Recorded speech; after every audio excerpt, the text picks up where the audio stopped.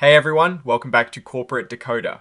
Today, Wrap Technologies Inc. just filed their current report on Form 8K, and I am seeing a clear picture of their recent financial performance. Quick note, this is not financial advice, just my take on public filings for educational purposes. The company announced their earnings for the latest quarter, and the numbers tell a story about their growth and their challenges. This filing is essentially a heads up to investors about important company events. In this case, it is all about the financial results for the fiscal quarter that ended on the 30th of June 2026. So, what did they say about their performance? Wrap Technologies, or the company as they call themselves here, released an earnings release on the 11th of August 2026 detailing their financial results.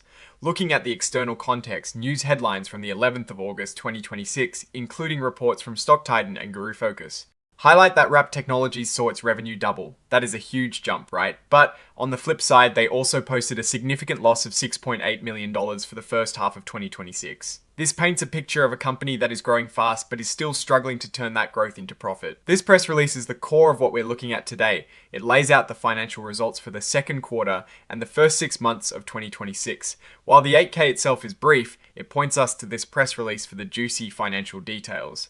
Now, what is really interesting is how this financial performance stacks up against the company's size and market position. Wrap Technologies is in the technology sector, specifically dealing with scientific and technical instruments. They have a market cap of around $104 million. Even though revenue has doubled, the loss suggests that their costs are also quite high, or perhaps they are investing heavily in growth, which is common for companies in this phase. Let's consider the top institutional holders. Vanguard Capital Management, Raymond James Financial, and BlackRock are among the significant investors. This indicates that there is institutional confidence in the company's potential, even with the current losses. However, these investors are likely looking for a clear path to profitability. The filing also mentions that the company's common stock trades on the Nasdaq capital market under the symbol WRAP. This is important because Nasdaq is a major exchange, and being listed there means the company meets certain standards for transparency and reporting. The registered capital is common stock with a very low par value of $0.0001 per S-share. This is typical for many companies and doesn't reveal much on its own. What matters more are the actual operational results. WRAP is the ticker symbol. This is what traders and investors use to identify the company's stock. It is the symbol you'd see on a stock chart or when looking up quotes. This is the specific stock exchange where WRAP shares are traded.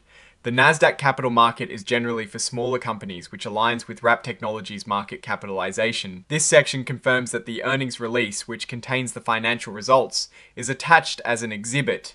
It is important to note that this information is being furnished, not officially filed in a way that would make it automatically incorporated into other filings, unless specifically stated. This distinction is a legal nuance for how the SEC views this type of information. This is the exhibit number for the press release, dated the 11th of August 2026.